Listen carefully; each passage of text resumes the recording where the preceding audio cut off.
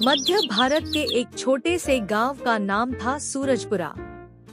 यह गांव खेतों, पेड़ों और तालाबों से घिरा हुआ था। गांव के लोग मेहनती थे और खेती करके अपना जीवन चलाते थे। लेकिन उस साल गर्मी कुछ ज्यादा ही भयानक थी। सूरज मानो आग बरसा रहा था।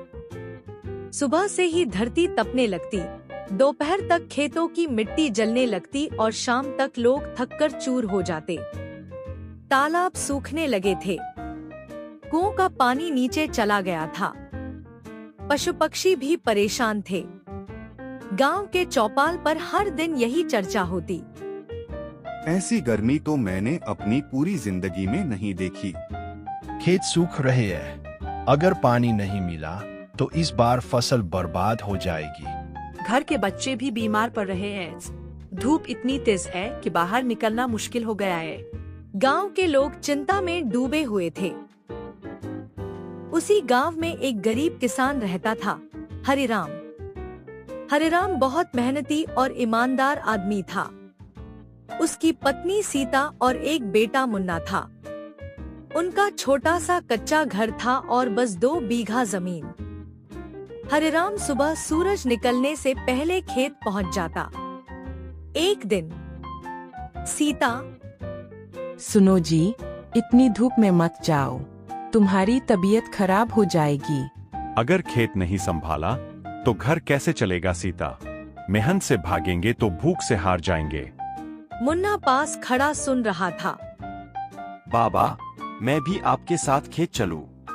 नहीं बेटा, तुम पढ़ाई करो। मैं चाहता हूँ कि तुम बड़े आदमी बनो। मुन्ना चुप हो गया, लेकिन उसने अपने पिता की आंखों में चिंता साफ देख ली। हरिराम के खेत में पानी की सबसे बड़ी दिक्कत थी। पास का तालाब लगभग सूख चुका था। कुएं में भी बहुत कम पानी बचा था। एक दिन हरिराम बाल्टी लेकर कुएं पर पहुंचा। वहां पहले से कई लोग लाइन में खड़े थे। हरिराम, आज तो मुश्किल है, पानी बहुत कम है। भाई, थोड़ा सा भी मिल जाए तो फसल बच सकती है। तभी गांव का अमीर जमींदार धनराज सिंह वहां आया। उसके पास कई बड़े खेत, ट्रैक्टर और मजदूर थे। पहले मेरे खेतों के लिए पानी भरा जाएगा। लेकिन मालिक, हम गरीबों की फसल भी सूख जाएगी। मुझे बहस पसंद नहीं। जिसके पास ताकत होती है, पानी भी उसी का होता है। सब लोग चुप हो गए। हरिराम ने सिर झुका लिया। धीरे धीरे पूरे गांव में निराशा फैलने लगी।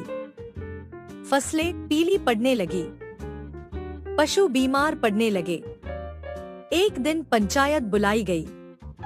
अगर जल्दी कुछ नहीं किया गया तो पूरा गांव संकट में पड़ जाएगा। सरकार से मदद मांगनी चाहिए। मदद आने में समय लगेगा, तब तक क्या करेंगे? सब चुप थे। तभी हरिराम खड़ा हुआ। अगर हम सब मिलकर काम करें तो शायद नया तालाब बना सकते हैं। लोग हंसने लगे। इतनी बड़ी खुदाई हमसे नहीं होगा। इतनी धूप में कौन काम करेगा? धनराज भी हंसा। गरीब आदमी सपने बहुत बड़े देखता है। अगर हम कोशिश ही नहीं करेंगे तो हार पहले ही मान लेंगे। अगली सुबह हरिराम अकेले फावड़ा लेकर सूखे मैदान की ओर गया। वह जमीन खोदने लगा। तेज धूप थी, पसीना बह रहा था, लेकिन वह रुका नहीं। दूर से मुन्ना देख रहा था। वह दौड़ कर आया। बाबा, मैं भी मदद करूंगा। तुम छोटे हो बेटा। लेकिन आपका बेटा हूँ। हरिराम की आंखें भर आईं। थोड़ी देर बाद सीता भी पानी लेकर आई। अकेले क्यों लड़ रहे हो? हम भी साथ हैं। धीरे धीरे रामू काका आए, फिर श्यामलाल, फिर गांव की औरतें भी।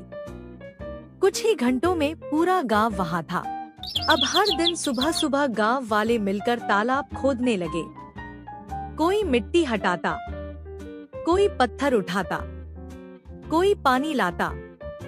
बच्चे भी छोटे छोटे काम करने लगे। गांव में पहली बार निराशा की जगह उम्मीद दिखाई देने लगी।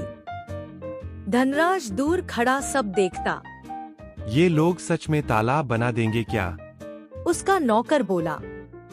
मालिक, अगर ये सफल हो गए तो गांव में आपकी इज्जत कम हो जाएगी। धनराज चुप हो गया।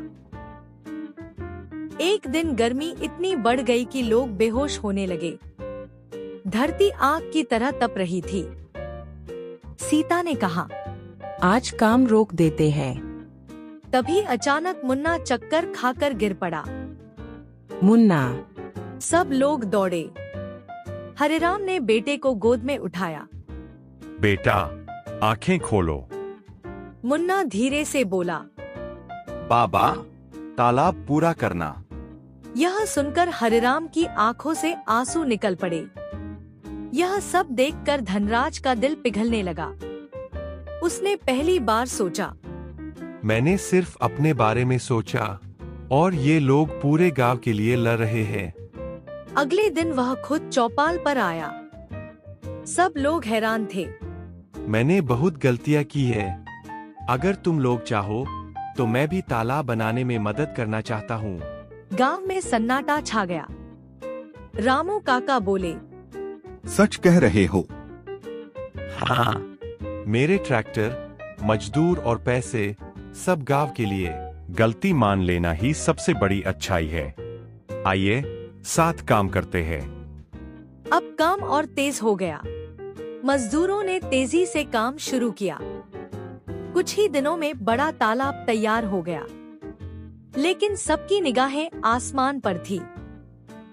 बारिश अभी तक नहीं आई थी।